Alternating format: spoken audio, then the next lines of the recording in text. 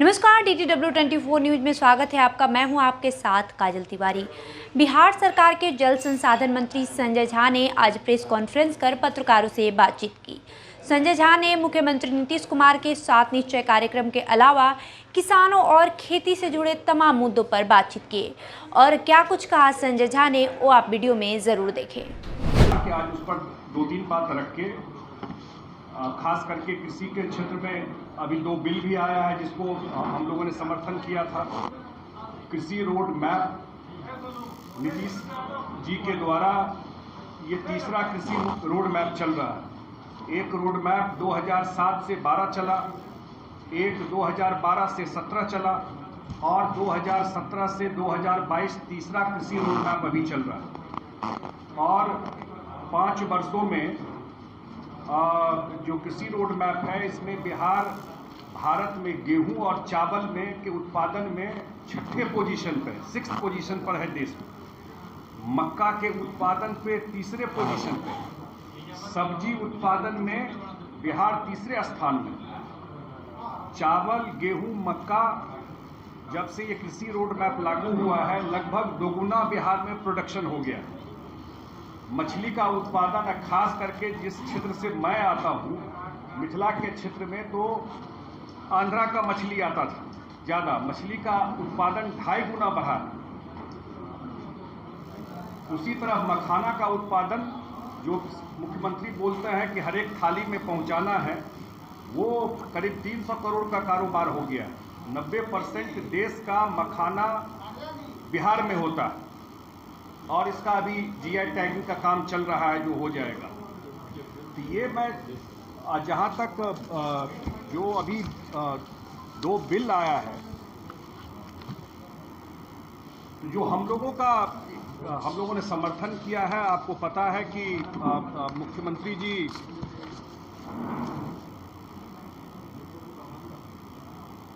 APMC act जो था उसको देश का पहला स्टेट बिहार था जो 2006 में इसको ख़त्म कर दिया, जिसको बाजार समिति बोलते थे। और लोगों को ध्यान होगा, अगर सीधा भाषा में मैं कहूँ कि हमको नालंदा के साथी मिले तो बोलते थे पहले नालंदा में दीजिए पैसा, वो लकड़ी से जो रोड घेर के रखता था, उसके बाद फतुहा में दीजिए और उसके बाद आके पटना में दीजिए जब घुसते हैं। ये हाल था।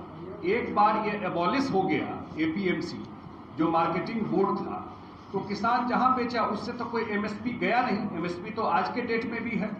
और जहां तक बिहार में पैक्स की बात है, जो प्रोक्योर किया जाता है, जो पहले कैसे कैसे लोग मार्केट में APMC में जो मार्केटिंग बोर्ड में ले जाते थे, और आज 8,463 आउटलेट है, 521 व्यापार मंडल है, 22 कोऑपरेटिव बैंक है।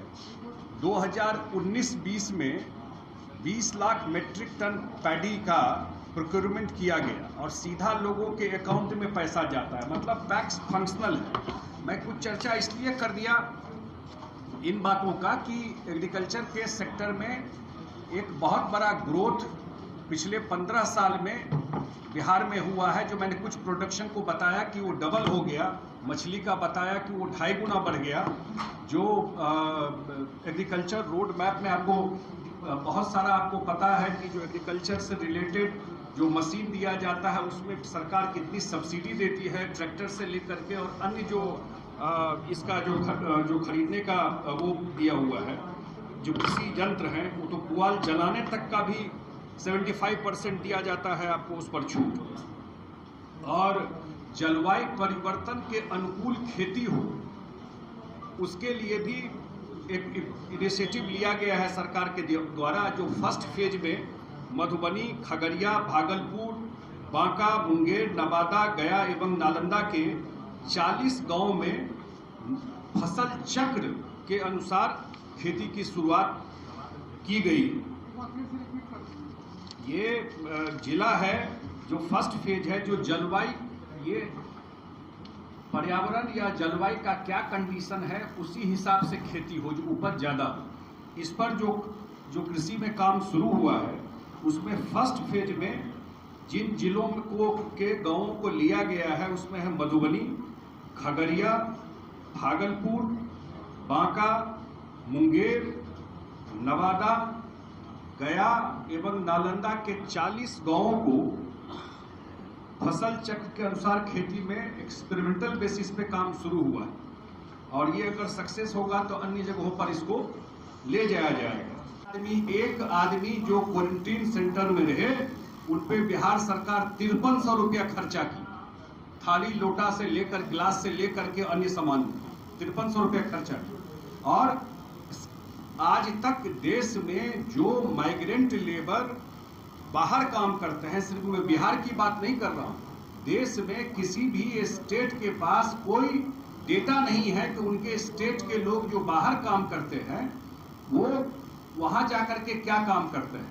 और बिहार सरकार ने उस समय स्किल मैपिंग कराया और एक एक आदमी का सर्वे करके आज बिहार सरकार के पास पूरा डेटा है कि जो लोग बाहर से बिहार में आए वो किस काम में रुचि लेते हैं। खुद मुख्यमंत्री जी ने इसी वर्चुअल से उन लोगों से कम्युनिकेशन करके बात किया और आने वाले टाइम में जो उनका नेचर ऑफ वर्क बाहर में था उस लाइन पर बिहार में जरूर जो प्रक्रिया चल रही है तो उसमें इन्वेस्टमेंट लाने का या इंडस्ट्री खोलने का या उससे रिलेटेड चीजें करने का, उनको यहीं पर रोजगार मिले, उसके लिए भी प्रयास किया जाएगा। यही 2-4 बात आपके बीच में रखना था। अगर कुछ आपका प्रश्न हो तो जरूर। ये तो आज तो पार्टी में आप निश्चिंत रहिए, जो लोग एनडीए और जेडीयू बीजेपी को जानते हैं वो सडनली आप देखिएगा कि पार्टी के लोग आ करके अब आपके बीच में सारी बात रख लेंगे, कहीं कोई दिक्कत नहीं है। तो पार्टी नहीं, मैंने कहा ना, मैं तो आज बैठा हूँ सिंचाई और कृषि पर जो सरकार का काम है उस पर, और ये 7 दिन तक हमारे पार्टी की तरफ से और नेता आकर के अन्य डेवलपमेंटल इशू पर, विकास के इशू पर अपनी बात रखने के लिए आएंगे। मैं आज ऑथराइज नहीं हूँ इस सब बात का जवाब देने के लिए पार्टी की तरफ से। मैं इस पर कोई प्रतिक्रिया नहीं दूंगा। पार्टी के आधिकारिक लोग आकर के इस पर बात रखेंगे, लेकिन इतना मैं कह सकता हूँ कि एनडीए बिल्कुल इंटैक्ट है और नीतीश कुमार के नेतृत्व में 2010 में 206 सीट हम लोग जीते थे और 8-10 सीट तो हम लोग तीर धनुष के कारण हार गए थे। यही रामनाथ ठाकुर जी लड़ रहे थे समस्तीपुर में, बेलागंज में हम लोग लड़ रहे थे और तीर धनुष के चक्कर में हार गए। तो 206 से ज्यादा सीट जीत के हम लोग आए।